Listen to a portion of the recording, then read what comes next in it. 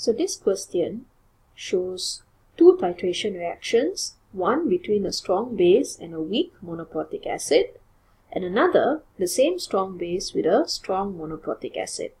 Let's assume the strong monoprotic acid is HCl, while the weak monoprotic acid is ethanoic acid. So here, the outcome of the titration reaction is still the same for both, whereby upon neutralization, we'll have an acid and a base producing salt and water. Upon neutralization, there should be stoichiometrically equal amount of acid and base which has been added. So let's look at the combination between the strong base and the strong monoprotic acid. The reaction involved would be 1 mole of hydrogen ion reacts with 1 mole of hydroxide ion, producing 1 mole of water. So if I were to calculate the mole of hydrogen ion produced using the formula N equals to Cv,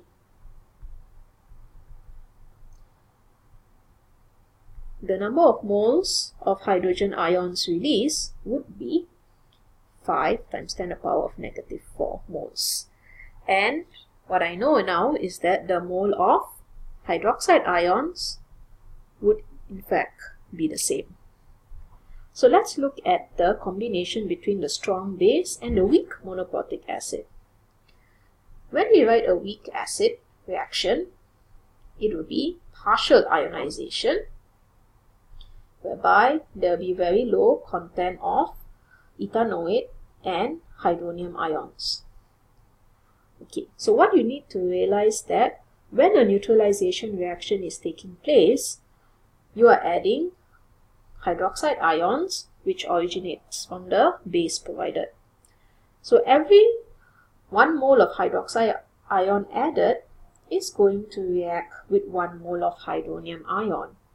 And this would cause your equilibrium reaction here to continue moving forward as more and more hydroxide ion is added from the base solution. So that is why for a neutralization reaction between a weak acid and a strong base, it will be in one direction, whereby the weak acid reacts with the hydroxide ion, producing the salt, in this case is ethanoate, and water. So therefore, if I were to know the mole of ethanoic acid produced, that would be the same mole of hydronium ions that will be released, since the system keeps moving forward as hydroxide ions is added from the burette. So now what I know is I will calculate the mole of ethanoic acid, N equals to Cv. Since the concentration and the volume is the same as what's in the strong monoprotic acid, the mole is 5 times 10 to the power of negative 4 moles, which is the same for your number of moles of hydroxide ions in this titration. So let's look at the statements that are given. So which of the following is true? The volume of base required to reach the equivalence point will depend on the particular acid used. Actually, this is a false statement, because the number of moles of the base used is the same as the number of moles of the acid used in both titrations. So now the volume of base required would be dependent on the concentration of the base that is provided, which in this question it is not stated. For B, the weak acid will require the same amount of base as the strong acid to reach equivalence point.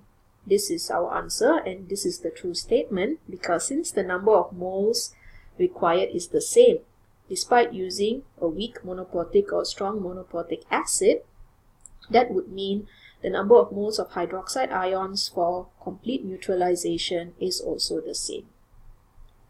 So do remember the volume required for both titrations here, despite one involving a weak monoprotic acid while the other involves a strong monoprotic acid, is that the volume is the same, since the number of moles produced for both titrations are the same.